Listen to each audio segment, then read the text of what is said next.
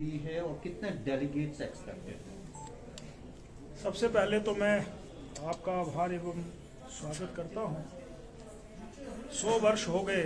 वर्ष 1921 में प्रथम पीठासीन प्रिजाइडिंग ऑफिसर यानी स्पीकर सम्मेलन यही शिमला में हुआ था और 100 वर्षों के बाद 16 से 19 तारीख के मध्य जो सम्मेलन होगा उसके हम सभी चश्मदीद गवाह बनेंगे और मैं अपने आप को गौरवान्वित महसूस कर रहा हूँ। उसके कुछ कारण हैं।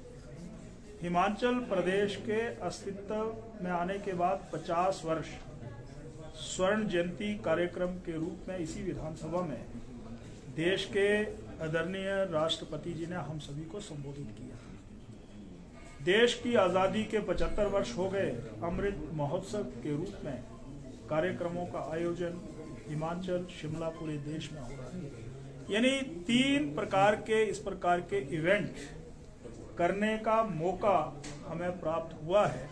मैं इतना ही कहना चाहता हूं कि हिंदुस्तान के तमाम जो पीठासीन अधिकारी हैं जिसमें वो यहाँ पर आएंगे और लोकतांत्रिक प्रणाली की मजबूती के लिए वो प्रोसीडिंग में अपने श्रेष्ठ महत्वपूर्ण सुझाव देंगे जो कभी वर्ष 1921 में ये परंपरा या अभियान शुरू किया था और उसी को हम आज आगे बढ़ा रहे हैं।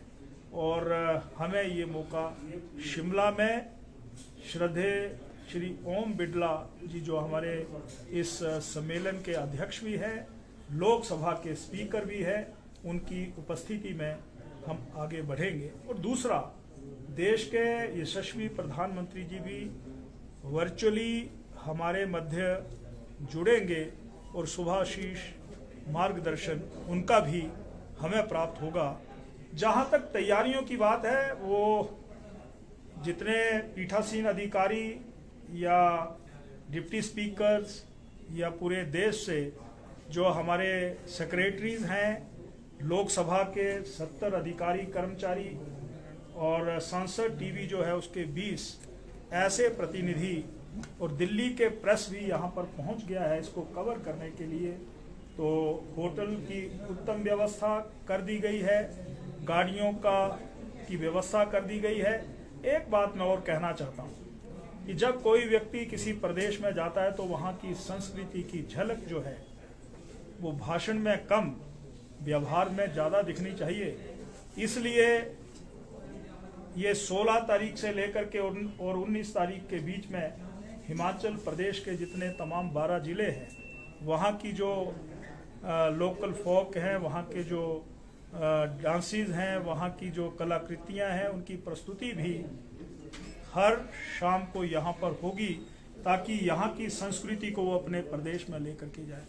हमारा अलग पहनावा है, हमारी वेशभूषा अलग है, खान पान अलग है। इसलिए यहाँ के क्या व्यंजन है, उन व्यंजनों से भी, हाँ ठीक है, कोई उत्तर से आ रहा है, कोई दक्षिण से आ रहा है, कोई पश्चिम से आ रहा है, उस प्रकार के व्यंजनों की तैयारी तो होगी, परंतु हिमाचल प्रदेश का जो व्यंजन है उनको भी विशेष रूप से परोसा जाएगा।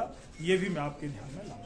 सर, जो लोकतंत्र के लिहाज से हम कितना जो है महत्वपूर्ण इस तरह के सम्मेलन को मानते हैं, ये तो वैसे भी ऐतिहासिक है और इस विधानसभा की जो है अपना एक इतिहास रहा है और यहाँ की परंपराओं का जिक्र जो है देश भर में होता है।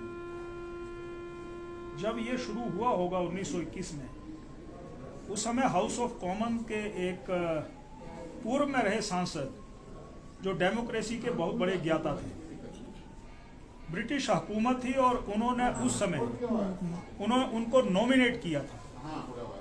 परंतु 1925 में जब ये विधानसभा अस्तित्व में आई तो उसके उपरांत जितने भी पीठासीन अधिकारी बने, उन पीठासीन अधिकारियों ने डेमोक्रेसी के लिए क्या कुछ नया हो सकता है, उस प्रकार की जो प्रोसीडिंग थी उस समय विदेशी हुकूमत ब्रिटिशर्स को बताई और वही जो राय थे, जो मशवरे थे, वो मशवरे आगे बढ़ते गए और जब हम आज़ाद हुए तो हमारी जो एक डेमोक्रेटिक सिस्टम है, हमारी प्रणाली है, उसको कैसे मजबूत किया जाए, उस समय के सुझाव वो कारगर सिद्ध हुए।